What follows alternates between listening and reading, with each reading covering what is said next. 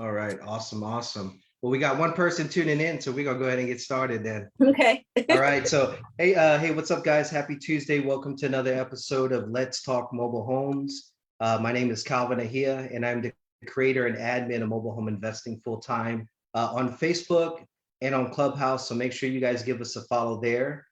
So real quick, the reason why Mobile Home Investing full time was created was to provide a free platform for like-minded entrepreneurs in the mobile home investing niche to be able to learn, connect, share resources, and basically help each other grow, right? So that's why we're here today. Uh, Now, today's episode will feature Miss Candice Jones, one of the newest additions to our Mobile Home Wholesaling Academy team. And she's here to tell us how she flipped her first mobile home wholesaling deal with only 45 minutes of work, y'all. All right, 3 days in, 45 minutes of her time, and was able to flip her first wholesale deal. And we're hoping the first of many. So we'll get to hear her story. But before we get started, just a couple of housekeeping items. First of all, thank you to all of the old school members that consistently add value to the group. I want to start there. This group would not be what it is without their support. So I just want to say thank you. You know, for all the guys out there that are doing deals, been in the business for a while, find success, and are here in the group to share knowledge for free, answer questions, and things like that. So that's what really makes this group so valuable and a great resource. And then, you know, on top of that, I want to make sure that we welcome all of the new members to the Mobile Home Investing Full-Time family. We love seeing the group grow daily, seeing new investors jump into the affordable housing space. And so I just want to say welcome to them, right? And to all of the new members, I want to make sure that you guys are aware of all the resources in the group. So the first thing, what I'll say to you is make sure to use the search bar. If you have any questions or any topics, anything that you're trying to learn and get more information about, use the search bar to look up keywords and topics. And chances are someone has already asked the question before. Second thing is either start or participate in conversations, right? That's why you're here. We're here to connect. So make a post, make sure to follow people that you can see in the group that provides value. People share deals, they give advice. If there's anyone that, you know, kind of resonates with you, definitely follow, give them a follow and connect. If you're unable to find your answer in the search bar, then don't be afraid to ask questions, right? That's why we're here.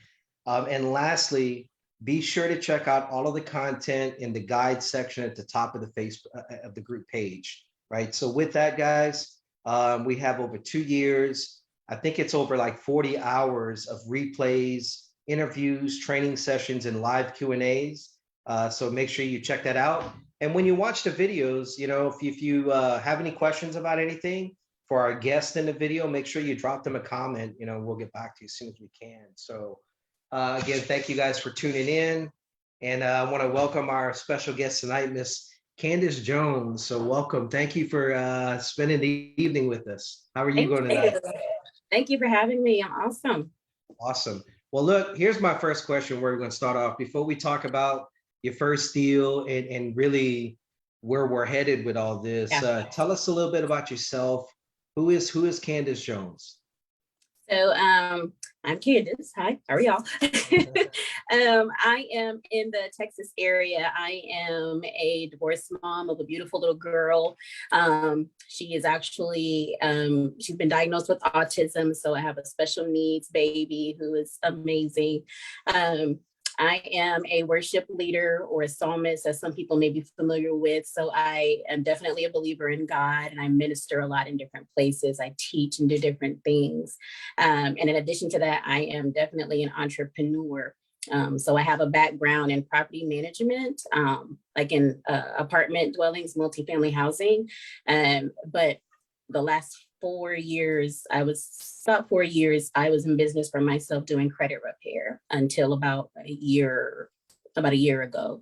So that's a little bit about who I am. Fun loving, love things that have life in them.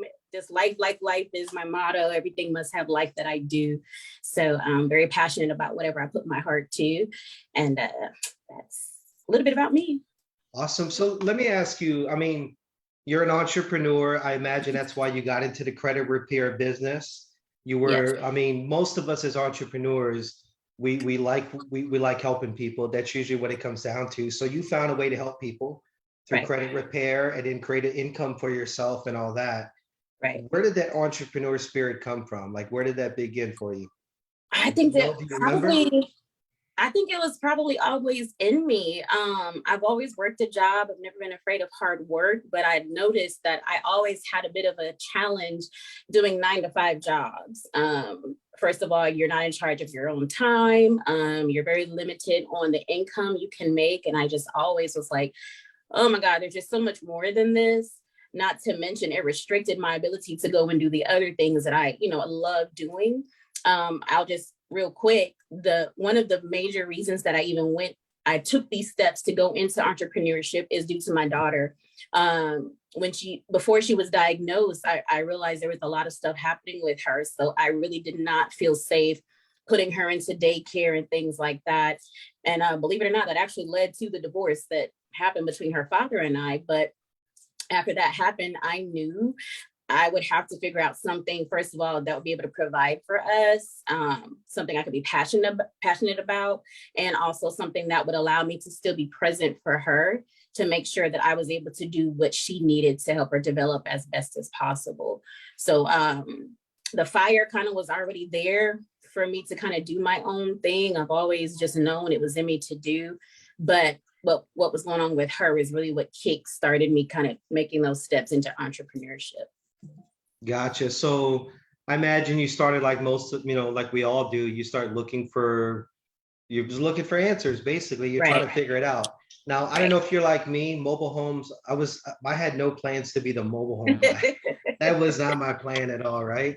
So that Right. means that I looked at a lot of different options and that. So imagine, I don't know if it's similar for you, but aside from the credit repair, what other things that maybe you considered or looked into? Everything or Music.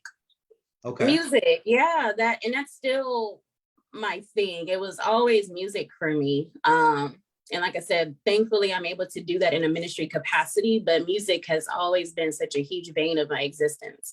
So it was always that no matter what I did, it was always going to be, I'm going to do something pertaining to music. I actually went to school, did not graduate anywhere, but I went to school for music management, business management in terms of music even.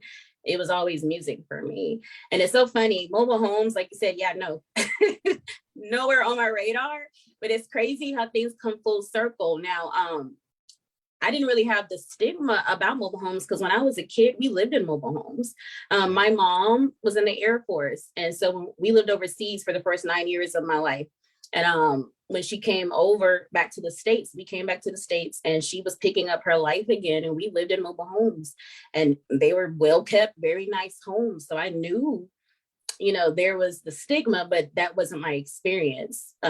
So this kind of wasn't super hard for me to kind of see the big picture, but it definitely was not on my radar at all. Yeah, absolutely. I really don't know. I can't tell you that I know a lot of people, or I can't even think of anybody offhand that started off thinking, you know what, I'm gonna be a mobile home investor. Right. Not at That it kind of like you all. stumble across it or you're just looking for options and then it comes along. So Yeah.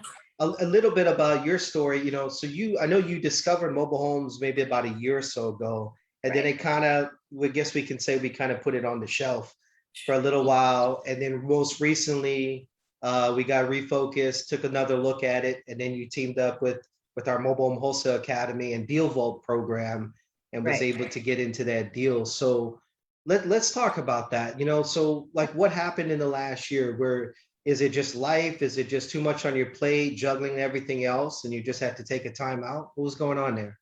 All of the above. Like I legit believe that God told me I was supposed to do this mobile home thing. People may think I'm crazy when I say that, but I stand by that. It was about, I would say almost 2 years ago. So it was 2019, before the pandemic hit. I was still doing credit repair and I had seen a few videos on mobile homes and I was like, yo, like what is this? Like, and it really piqued my interest. You know how you see stuff all the time about different opportunities, but something about this just stuck out to me. And I legit, like, I pray about everything. And I promise you, he was like, this is what you need to get into. So I started looking at different things. I saw a lot of stuff with you. I saw like other people, and I just started slowly moving in the mobile home sector, like gathering information, thinking in my head, I'm going to set this up similar to how I set up the credit repair, because I built that from ground up myself. Very quickly found that is not what I was going to be doing. That is not how this works.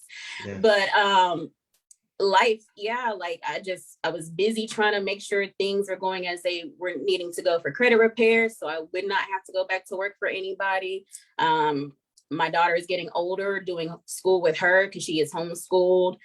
Just everything was kind of just happening at once. And so I don't know if that answers your questions, but that kind of caused me to kind of, I was still aware, I was still very serious about moving forward in it.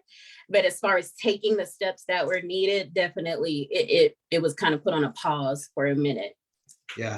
And look, let's talk a little bit about that, before we dive into the deal, because you mentioned something earlier that I think is key. You mentioned the word time. Mm-hmm. Right? Yeah. And so when I think of time and energy just as a package deal, right? They go together. And just like money, we got a budget, right? We only got so much monetary resources, and we're always trying to grow that. But it's the same thing for our time and energy, right? Yeah. So what that means is we got to budget how we spend it. We only got so much of it, right? And so it's difficult sometimes because you're trying to find answers, you're juggling all these things. And it's not like, I'm willing to bet that through that time, it wasn't that you weren't willing to put in the time and energy and work. It's trying to decide where you need to apply yourself. 100%. And you don't want to waste it. You don't want to make the wrong choice. And then sometimes that leads to what we call the analysis paralysis. 100%. Yes. Yeah. So, and that's tough to deal with, I think, especially for a new entrepreneur, a new business, or maybe you weren't a new business owner. I mean, you understood business, but you were new to the mobile home space. Right. So here we are. You're looking for that first deal, right? Yep. And I think it's important. We talk about that for anybody that may be watching and may be new. That first deal is important in the way of, to me, of proof of concept. Right? You're out here, you're trying something new. Probably got a lot of people that will be waiting on you if you don't find a way to make this work, right? And you got to go back and explain to them. So that proof of concept to get that first deal finished is almost like, okay, I'm not wasting my time, and you're looking for that. And it's difficult, there's that pressure. So we connect, you join our Mobile Wholesale Academy team. Right? You go through some of the training, and we talked about this, as we kind of evaluated your experience. You go through the training, you're able to close this deal in 3 days. But before we get into the details of that deal, talk to me about the training you received. More specifically, part of the training you received was the Mobile Wholesale Academy 5-week challenge with one of our all-star students, Artina Marie. I think most of you guys know her. Maybe she's watching. If not, you need to give her a follow. She's just awesome. But you check that out. So tell me about your experience there and what you were able to gain from that experience. So I knew I had to push past whatever this was. It definitely quintessential analysis paralysis happened, and I'm not afraid of hard work at all. So definitely I was there. In our talk the other day, the 3 times getting hung up on and still not taking that as a no, that's crazy and incredible to me. I'm like, girl, anybody else would have been like, all right, move along. And that became yet another opportunity. And so just the ways that she just maneuvered in everything, like to figure out how can I make this something of value? Nothing was wasted, basically, which was incredible to me. And I believe that's got to be something that's instilled in her that will help her in any area of life. But it really encouraged me from that point. And so literally after watching that, I went and started putting out signs again. I started reaching back out to people that I had reached out to maybe a year or so ago, like the network of buyers and sellers, just reintroducing myself, trying to warm up them again, letting them know, yeah, if you're still in the market, let me know, I can help you, blah, blah, blah. But it really inspired me. And I told you the other day, I had so many pages of notes just from you guys, just watching that challenge. It was exactly what I needed to push me over the edge. Yeah, so I appreciate you sharing that. So for some of you guys that are new, so we're talking about the Mobile Home Wholesale Academy, which is a private mentorship program where we teach people how to get involved in a mobile home space by wholesaling mobile homes, which is a no money out of pocket approach. It's what I do full time, and the reason why, what I really like about it, especially when it comes to new wholesalers, is one, the no money down approach, right? That's the first thing. That's always appealing, right? The second thing that, which is maybe more important of all of it, is that the skill sets you're going to develop through the process of learning how to do it and being successful. So it's a great place to start if you're just getting started, and that's what the program is about. What Candice is referring to is the 5-week challenge that we do in the Mobile Home Wholesale Academy.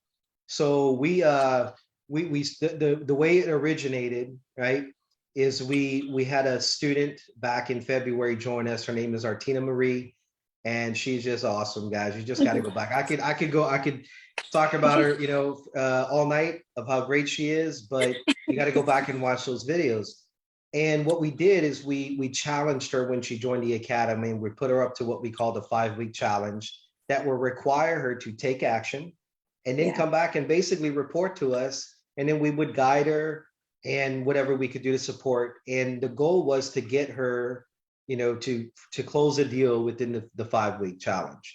And what ends up happening is she closes 2 deals like right at the deadline. And I want to say, I don't know if it was almost 30K of fees that she was able to do. And so the whole point of it, and what Candace is talking about, is the fire that had lit under her, right? And what it was Artina's ability to just push through. The challenge talks about in the beginning, in the first video, it's 5 videos, it's 5 2-hour videos. And in the first video, she shares with us her attempts to connect with her first park owners and investors, right? She's doing what we're telling her to do, except it doesn't go well. The guy hangs up on her 3 times, right? And where most people would tap out and walk away and say, it's not for me, she called him back. Right. Almost stubborn. Almost, she's a big believer in affirmations, so she basically decided that this is what her outcome was. And she didn't take any other results she didn't accept any other results. And that's what Candice is talking about. So we're just kind of referring back to that video and how I was able to help her. So you watched the videos, you were able to learn a little bit more. Maybe you brought some clarity, and it definitely lit a fire. And now you're ready to go at it again, right? Right. And so talk to us about, part of the program that we're offering. We also offer a program called the Deal Vault, where we actually provide leads for our students that are, learning education, and now they're ready to take action. So that's where Candice was, right? So we provide her the first lead. And I know I want to talk about this too. You got a bunch of other stuff on your plate now. But before we get to that, tell us about this deal. Tell us what, you got the lead. Tell us all the details. So the timing was perfect because around the time when the fire was lit, that's when the Deal Vault started rolling. And so I started getting leads. And the way the leads are set up, for those who aren't familiar, they come into how do you pronounce it? Is it Calendly? However you pronounce it. Calendarly? Calendar, okay. And it lets you know, hey, you got a new lead. It gives you the information, and I think you may have some screenshots you'll show, but it gives you all the information you need for the lead coming in and with their contacts. So, before talking to them, they've already been spoken to, and they're prepared for the call from you because they know someone's going to be reaching out to them to help them either buy or sell their mobile home. And so with this first one, this was probably the first or second lead that I got. Her name was Elizabeth. I called her. I don't know if do you want me to go ahead and go in? Yeah. Okay. Yeah, go ahead. It was on a Sunday, and I learned the hard way. You don't want to wait to call people when you get information or a hot lead, you need to call them immediately, because I definitely had people sell before I reached out to them thinking I could wait to the next day or on an appropriate day. So I went ahead and called her. She was at a birthday party, and she just started talking. She was like, I had a renter in there. He's out now. I think there was illegal activity there, but he's ruined renting for me. I just want this home off my land. I want it gone. So they had gone, her and her family had gone and like already scooped out any trash and stuff out of the home. And she was just selling it as is, and it had to be moved. And she was like, well, I haven't been to the house in a while, because I asked her if she could send me photos. And she said, I'll send it to you the next day. We just started talking a little bit more, and I guess she got excited. So she went ahead. Next thing I know, she sends me all the photos like a few minutes after, well, about an hour after we got off the phone. And so I posted the ad for the home that same day. I got agreement from her to post it, got her the listing agreement, and what that entailed. And I went ahead and posted it on Facebook Marketplace. I didn't put it anywhere else, just on Marketplace. And just being honest, because of the condition of the home, and it's in a rural area, it's not like a real popular area or anything, or around a major city, I didn't really expect much communication by way of people being interested, even for investment opportunity or rehabbing. But like, I kid you not, like immediately people started reaching out interested in this home. And so I ended up reaching out again to her that evening, letting her know, hey, there's a lot of people that are interested. You want to, get ready, because we may have this sold in a few days. And so literally by the next day, I coordinated a few people going out to look at this home. And I don't know if you want to ask any questions in reference to that, or just tell you from start to finish, like what happened. Yeah, you can go start to finish. Okay. So a few people wanted to go look at the home, and a learning lesson for me in this, which you've actually talked about this even in the challenge and so on, but I didn't do it this way. And I definitely learned you do want to do it this way. I didn't get all the information that I needed from the seller ahead of time. So I had to kind of keep going back and forth to ask her questions about certain things, like how do they get to the home from the highway? What do they need to do when they get there? That type of thing. And so the next day, the day after I posted, there was a buyer. He and his wife were going out, and they said, can we go look at it? And by that time I knew, yeah, you can go out. The door is open. Gave him the directions for how to get to the home itself. And I told him to call me when he got there. Mind you, he didn't speak a lot of English. So our communication was mostly Facebook. And then, very, very short conversation, like over the phone. But he and his wife went and looked at it. They reached back out to me, said they wanted to get it. And he wanted to negotiate down. I forgot this part. He actually did not want to negotiate $2,800. He wanted me to come down to 25. So she wanted to sell the home for $2,000. I wanted to make $1,000 on it. So I posted it for $3,000. He came back to me. He actually wanted to see if I would negotiate $2,500. And I didn't tell y'all that. I forgot about that part. Oh, no. Yes. And I was like, I said, let me check, which of course, I'm not checking with nobody, like checking with myself. So I called him back and I was like, we can do 2,800. And he said nothing lower. And I was like, no, we can do 2,800. And he was fine with that. So my fee ended up being, I wanted to make sure felt like she got a better deal. So she ended up getting 2,100. My fee was $700, and he felt like he got a better deal than $3,000. So everybody won. The next day they met up. He wasn't very comfortable. He wanted to make sure everything was legit. So he didn't want to just do everything virtually. He wanted to meet her. He wanted to meet at a place that was, legit. So they went to some court type place. It wasn't court, but some type of court place. And they signed everything. She was very grateful because she doesn't know anything about what she would need paperwork wise at all. So I sent her what she needed to have signed between the two of them, get her bill of sale stuff together. Because, in Texas, we don't have like the title like in other areas. But I sent her what she would need to exchange with him. And then the very next day, she sent me my fee. I had to trust her to send me the fee, and she did. Yeah. So this is a virtual deal. Completely virtual. Yeah, Yes. completely virtual, first deal and all that. So Yeah. let's talk about a few things. And look, I asked you to, as we evaluated the deal after, looking at things, not from a standpoint of what did you do wrong, or anything, but Yeah. what could Yeah. we have done different and what things we learned from it, right? Right. The first thing that I really want to point out on that is, okay, so you got the home under contract. She wanted $2,000, right? Right. Right. And you put it on the market for $3,000 Right. with the intentions of making 1,000. Okay. Right. So makes sense. I mean, the math makes sense, but here's what I want to talk about real quick. And anyone else that maybe, just getting started. So you gotta think like the buyer, right? Mm-hmm. So just so you know, no, there's not a buyer out there that's going to offer whatever you're asking. Mm-hmm. Everyone's going to want to negotiate down. Okay. And it's all part of the mentality of wanting to win, right? I Okay. want to feel like, so if you would have, my example, my point is this, what we could have done here is I think we could have bumped that $3,000 price up and Yeah. gave that buyer something to chew on the other end of it, right? Gotcha. Yeah. If our goal is 1,000, right? Okay. So I Gotcha. really believe that had we been 35 to 4,000 in there, that he might have talked you down. If you had it, let's say 38, I don't know. Yeah. He would have talked you down to 3,000 and felt like he saved $800. Mm-hmm. And that's the Gotcha. mentality, Gotcha. because let's look at the deal. You got it at 3,000. He wanted Right. it 25. You went back at 28 and he said, is that the best? And then you said, okay.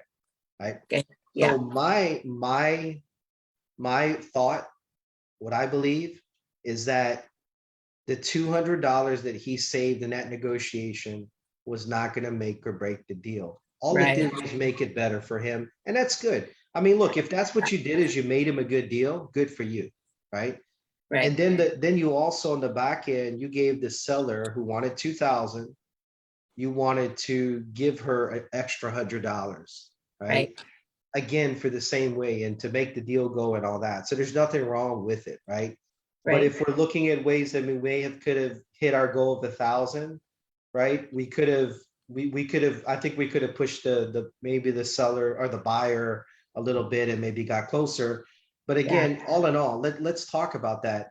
It took you 3 days from the Mm-hmm. time the lead, you got the lead. When Yep. you received the lead from the deal vault, there was already information. So anybody that understands the wholesale process, the first step is always lead generation, marketing, branding, getting leads, right? That's just the first part. Once you get the lead, now you have to contact them. And what we're doing is we're gathering information, right? So that takes a little while. Might even take a few phone calls to get that info. So Right. at the time that you got that lead, all of that was prepared for you and you Right. had info to preview before you contacted the seller, basically, right? Right. Yeah.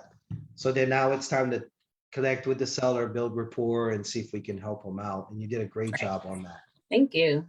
Now, what Yep. about the total time that you had invested in this between those 3 days is what? I said before, 45 minutes is a stretch. Like Yeah. that's being very liberal. From start to finish. Yeah, that's I would say that's the very most I spent engaged at all. That includes phone, uh, messaging back and forth when they were interested, coordinating anything. Even after the close, I would say 45 minutes is a stretch. Yeah. So let me say this about that, right? So if you are new to mobile home investing, in case you're wondering, my typical fee or on your average wholesale deal is usually somewhere between 3 to 5K, Right. right? That's pretty common. And then Right. you get the 7, 8K, then sometimes you hit the double figures. It happens every now and then. But most of the time, it's 2 to 3,000. I've done them for less. Look, I've done deals for 250. I've Right. literally put ads on Facebook saying ugly mobile home, $200 and flipped it, and made some money on that. So, to me, when you're wholesaling, I get asked this question a lot, Candice. People ask me, would you do a deal for $1,000? And I'm like, I don't know. Like if you were walking down the street and saw $1,000 just laying on the ground with no one in sight, like what do? Right. You Right. leave it there and walk over it? Mhm. You'd pick it up. you know? Right. So for me, because you have no money invested, it's time, energy, sweat equity. You're crafting the deal and you're getting paid that way. I would take it, right? But I'm Absolutely. also looking at the fact that in order to make those $2, $3, $4, $5, $6,000 assignment fees, there's a lot more that goes into it than 45 minutes of work. I can tell you Right. that, Yeah. right? So on that scale, the fact that you were able to generate $700 in 40, well, you're saying 45 minutes, but Right. Yeah. probably not even that. Right. How does that compare? Like if you had a minimum wage job, like how many hours would you have to put in to earn 700, right? I don't even know what minimum wage is anymore. A week, Yeah. somewhere around there for a Yeah. full week, an aggravated mad week at that. Yeah. I mean, I don't know what I really don't know what minimum wage is. I don't know if it's $10, but I don't average, but let's just say it is. Yeah. That's a long week. Right. That's a long week, right? Yeah. And so when we look at it that way, it's incredible. Yeah. It's incredible to be able to do that. So from there, moving forward, what are we working on now? Let's talk a So little I bit about that. I received several more deals since then. Right now, I'm honing in on. I have 3 deals right now. One is, I'll say altogether about 100,000 is what would be sold. Potential for me to get about 25 to 30,000 in fees out of those if And everything goes like I want. that was the last 3 leads you received, right? From the deal Um, 3 leads or? they're all from the deal vault. They're not the last 3. I've had at least 6, I No, but believe. those 3 that you're talking about that make up the assignment fees. Yes. Those are 3 from there. So Yes. basically 3 leads Yes. that have potential of $25,000 in assignment fees total between those 3 leads. And you're If working everything on that. goes, yes. Yes. Yeah. Man, that's exciting. Who you telling? I'm like, I'm good. I'm happy. I'm not mad at That's all. exciting. So how has it been? How has it been like talking to sellers and all that? Mhm. Is that do you find that was one of your stronger points? Did that come easy to you? So I'm naturally, truthfully, even with all that I do that's front facing, I am a true introvert. Okay. I prefer not to talk to people on the phone and do this type of thing. But I have found it's been so easy and so rewarding just hearing folks' stories and helping them become comfortable even talking to me. Even this lady that I did the deal with, she ended up telling me just a lot of different things in terms of like people that had just recently passed and, things going on with her family. And I'm finding that I won't say that I'm only finding this out doing mobile home things. I've always known this, but people want to know that you actually care. You're not just coming at them for the dollar. They want to know that you're genuine, that your heart is really to help them. We're not just saying that we're solving an affordable housing crisis. That's truly what we believe. And it's so rewarding. It's so rewarding to me. I enjoy talking to these folks. And I never thought that would be me. So I don't dread picking up the phone when I get the notification from the calendar saying I have a lead. I pick it up. It's warm. They're ready because again, they've already been contacted. They know someone's going to be contacting them. And then I'm not having to find out a lot of info because the info's already been provided for me. So I'm really just, for the most part, I'm just building rapport, like you said, getting photos from them and getting whatever paperwork in place, which you can tell me, I don't know if that's always going to be the case that you'll always have a listing agreement. I think it's best practice, right? But sometimes you may not. For instance, with Elizabeth, she had a very hard time getting the paperwork back to me because when I tell you they're in a very rural area, they don't even have a Walmart or anything nearby. She couldn't print anything off and she wasn't sure how to do it.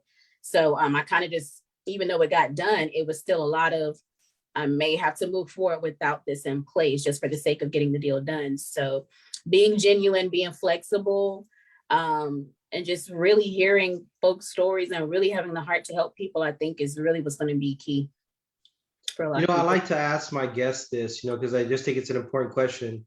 A lot of people, before they transition into the mobile home space, whatever it was they were doing, when I ask them about that, a lot of times it's not always, they had to leave their job and it was a horrible experience. A lot of times leaving their job was a tough thing. They liked what they were doing. And Yeah. when we dig into that, what they liked about it, like let's say the credit repair, they liked the fact that they were helping people and they got Right. fulfillment, right? Right. So I always ask them that. So you liked what you were doing, you were helping people, they're getting fulfillment that way. And then you got into the mobile home space. Yep. Did you expect that same fulfillment? Like, were you here to help people in the beginning? Or were you just here, I gotta pay these bills, I gotta flip these homes and see what I can do with these mobile homes? I literally got into this obeying God. I had no idea what I was going to get out of it. I knew if he's telling me to do this, obviously I'm going to win, but I wasn't sure exactly in what way. But I'm starting to see as I'm talking to folks, of course, I think my heart has always been to help people, however I'm able to do that, but I'm starting to see it come to life as I'm talking to folks. Yeah. I'm obviously, yes, I definitely want to make money and I'm going to make money. But I had no problem negotiating down, you know what I'm saying? Yeah. Because it's not the number one thing. It's not the forefront, even knowing this is business. I love the fact that people are being blessed by just talking to me and I'm helping you take a little bit of pressure off of you to get your home sold. Maybe you need money for this. Maybe you need to move because of this, whatever. Just knowing that I'm a part of that, it truly is fulfilling. And I can honestly say, even in the credit repair, and I actually really love that too, I never felt like this. So Yeah. I know this is what I'm supposed to be doing. So yeah, it's when they really open up to you and they're really sharing like with some really intimate details of their situation. And then there's that weight. I mean, it's almost like some kind of like the money becomes secondary. It's the pressure of helping these people. Yes. So there's sometimes, like a lot of times, every time that a deal doesn't work out, obviously there's the time and energy that you lost and you didn't get compensated, right? But on the other side, there's even more pressure that you failed somebody. They were really counting on you. And now you're kind of wondering, like, what are they going to do now? Yeah. If this, and so there's that aspect of it. And I mean, I'll be honest, I got into it because of the money to create a business. And I saw the potential in mobile homes. Yeah. But never, my first deal, for those that follow me, probably heard this story a few times. But my first deal was helping a lady who had adopted her 2 young grandkids because her daughter passed away. So there was these 2 young grandkids that are now hers. And she's late in life. She's living in a 2-bedroom, 1-bath, 1985 mobile home. And all she wanted to do was sell it to get enough cash for a down payment on a new one. And she wanted it moved and she wanted to stay in that park. So I was able to help her, right? And I made $7,000 on that deal. And I sold the home I found the buyer in 3 days. And they needed a week to close. So we did the deal in a week. Wow. And with so I was very happy about that. And it was my first deal and it was proof of concept. And I already had a few contracts that fell apart before that. So I was really excited. But the other feeling I got and the pressure of knowing her situation, she said, I can't raise 2 young kids in a 2-bedroom, 1-bath. And it's like my heart dropped. Right. And I was like, man, this is more than just about the money. Like I have like a responsibility here. And so I tell this story. What ends up happening is if, she thanks me and, she's so excited about the closing and all that. A few days after the closing, I get an email from the Better Business Bureau and I freak out. It's like, Whoa. Like, what did I do wrong? Like, did she, and we had just closed that deal. So I thought it was related. And then I saw her name on the review and I was like, oh, wow. And when I read it, it was a 5-star review recommending people to do business with me. Wow. And all that and saying that I was transparent. And she even described being hesitant in the beginning. And then her experience with me and I was able to come through. So I was like, wow. And I knew then I was like, man, this is more than just about. That's right. Like, that's amazing. These people needed you. So it's exciting business. So look, I don't know how many, if there's anybody in the audience right now that is still looking for, your first deal, what I'm going to ask you to do is drop in the comments, just say me, right? If you're still looking for your first deal, drop me in the comments and also let us know what city and state you're located. So we know, where you're coming from, right? and we'll see. So that first deal is just so important. Now you got these other deals coming up or that you're working on right now. Mhm. So are you doing this full time now or? I am. Yeah. Yep. So you're all in. I'm all in. It's like, let's go. Awesome.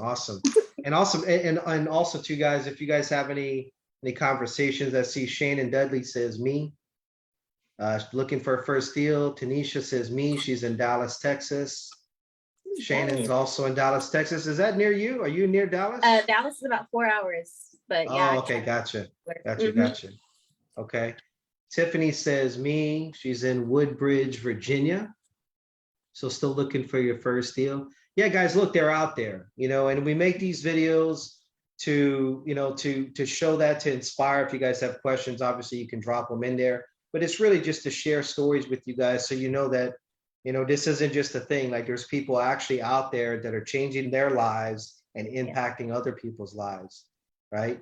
And all the different, in case you are new to mobile investing, all the strategies that you can use in other asset classes, they're available in the mobile home space, right? There's a lot of opportunities. So if anybody out there is interested in information on the Academy or about our deal vault, where you can get tapped in with us, just what I want you to do is go ahead and drop yes in the comments, and we'll make sure that we send you a message after the video's over, and we can get you some information there. So Candice, what's next here? I know you got them deals, but what's the long-term play? Like for me, I want to own mobile home parks. That's my long-term as far as generational wealth. Some people, they have different ideas, but what about you? The same. Like I said, I know there are several reasons why God said go into this. I do want to own my own park as well. I do know that there will probably be some aligning, some partnering that I'll be doing with people. So I'm looking forward to seeing how that looks. But yeah, I definitely want to move from, just only wholesaling to, even having tenants and things of that nature. But I do want my own park, maybe multiple parks. We're going to see. Awesome. See what I can handle. But, that's the goal. Gotcha. Yeah, that's awesome. And same thing here. We're talking about generational wealth. We're talking passive income, mailbox money, right? So as wholesalers, look, I'm going to be honest with you guys. It's a hustle. It's a real hustle. So the way I'm able to do it full time is that I created a business model, and it's designed around wholesaling, right? So that's really all I do. But long term, we should all be looking for that monthly cash flow, owning dirt, owning land, things like that for generational wealth, things that we can pass on, right? So that's another thing. I don't know if I can pass on a wholesale contract, or assignment fees. Land and dirt, we can definitely do that. So we should always be looking at that. Do you have any questions about anything about the process that you might can use help on, or are you good to go? I think I'm pretty good to go. I shared with Shane, for me, is just the organizational part. I just want to make sure that I have things lined up in a way where it's I'm not having to think so much about what's next. So I don't know. I know I started using Podio. I think you had mentioned Podio before, which is really good. I do really want, I don't know if something out there exists that is able to let me go from start to finish, and it's just all kind of in one place seamlessly. But other than that, I think that's it. Accountability is always great. So I'll just put out there, if anybody wants to partner with me on accountability, I'm for it. So yeah. Awesome. Yeah, you talking about accountability partner to push yourselves. Yeah. Push each other. Yeah. He did. Yeah. Yeah, that's awesome. No, and look, just a reminder. So Thursday, we have our weekly coaches call for the private group. That's going to be Thursday. We used to do it on Tuesdays, and we moved it to Thursday. So that is this Thursday, 10 a.m. Central. Send me a message, and I'll make sure you get the link and all that to get in there. So that's Thursday. Guys, just a couple mentions here. Tomorrow morning, Wednesday, 10 a.m. Central, we're going to be on Clubhouse, right? So that's our new time. We kind of juggled the schedule around a little bit. So every Wednesday morning, 10 a.m. Central, on Clubhouse, you can join me there. Live Q&A, networking. We're just there to connect and share and learn. And then Wednesday afternoon, early evening, I guess, 4 p.m. Central. So tomorrow, Clubhouse in the morning, 10 a.m.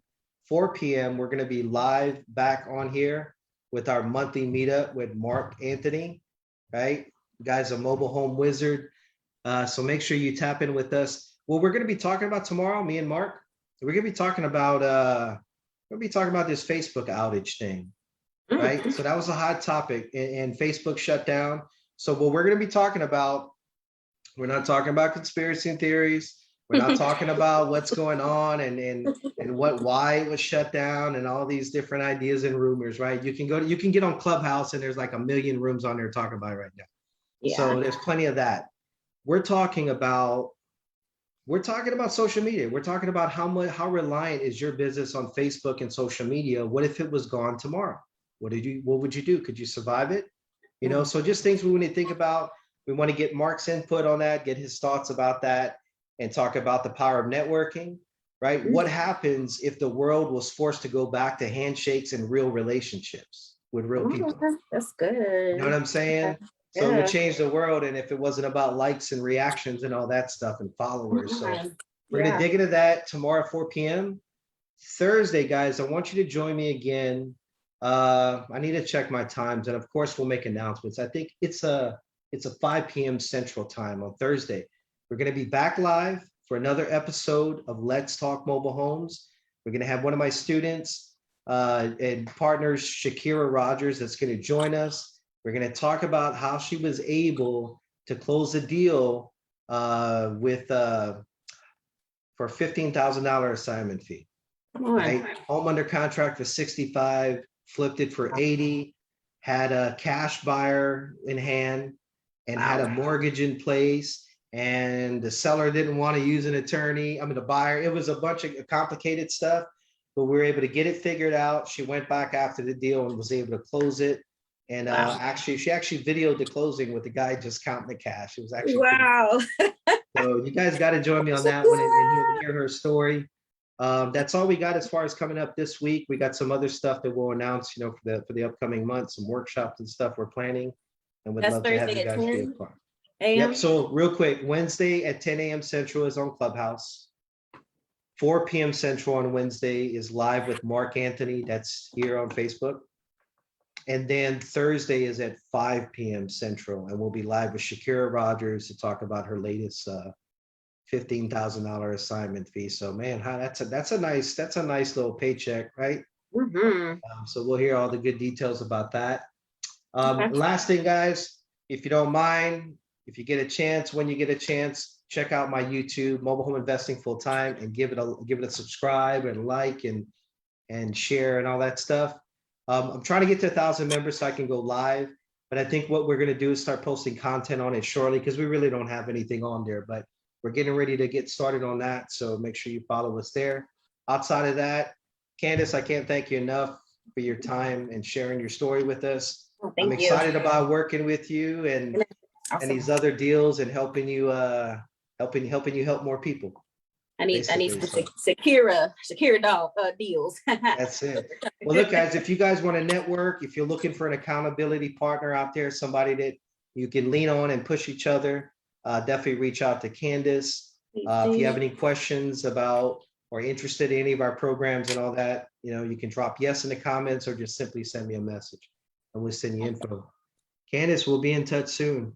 Awesome. Thank you so much. You guys have a great thank you. And look, we'll have you back on sometime and we can get some update. We'll get an update on those where you are. Appreciate you. Thanks, guys, for tuning in. Peace.